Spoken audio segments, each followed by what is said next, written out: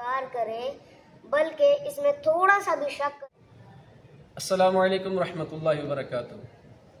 अल्हम्दुलिल्लाह अज़्ज़वजल, आज फिर हम हाजिर हैं। पिछली वीडियो में मूसा भाई ने मुसलमान किसे कहते हैं और ज़रूरियात दीन के मुतालिक गुफ्तगू की थी और बच्चों की तरबियत की थी।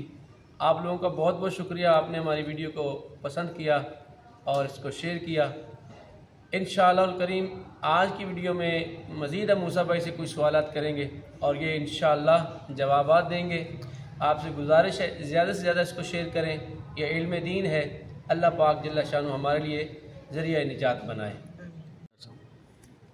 जी मूसा भाई, माशाल्लाह पिछली बार आपने हमें बताया था कि मुसलमान किसे कहते हैं और इस्लाम का कलिमा क्या है, और फिर आपने बताया था कि सिर्फ़ कलिमा पढ़ने से बंदा मुसलमान नहीं होता जब तक कि ज़रूरियात दीन को ना माने।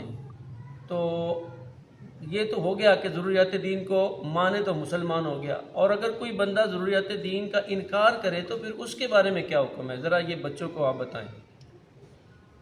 जो ज़रूरियात दीन में से किसी एक बात का भी इनकार करे बल्कि इसमें थोड़ा सा भी शक करे वो काफिर है। मूसा भाई ये बताएं, मुर्तद किसे कहते हैं? जो शख्स इस्लाम लाने के बाद सरी कलमा कुफर बोले वो मुर्तद है।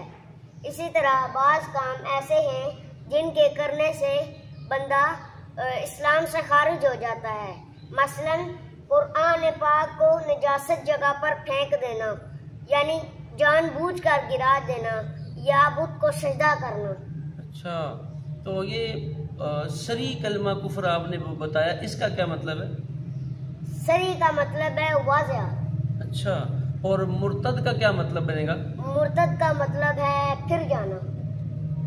सुभान अल्लाह जी, माशा। अच्छा मूसा भाई, जब आपने ज़रूरियात दीन बयान की थी उसमें आपने बताया था मोहम्मद बिन अब्दुल्ला बिन अब्दुल मुत्तलिब, तो इतना लंबा नाम आपने क्यों लिया? मोहम्मद सल्लल्लाहु अलैहि वसल्लम भी तो आप कह सकते थे।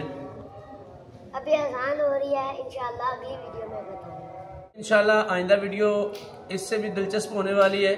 मूसा भाई से हमने बहुत से और सवालात करने हैं, हमारे साथ रहिएगा।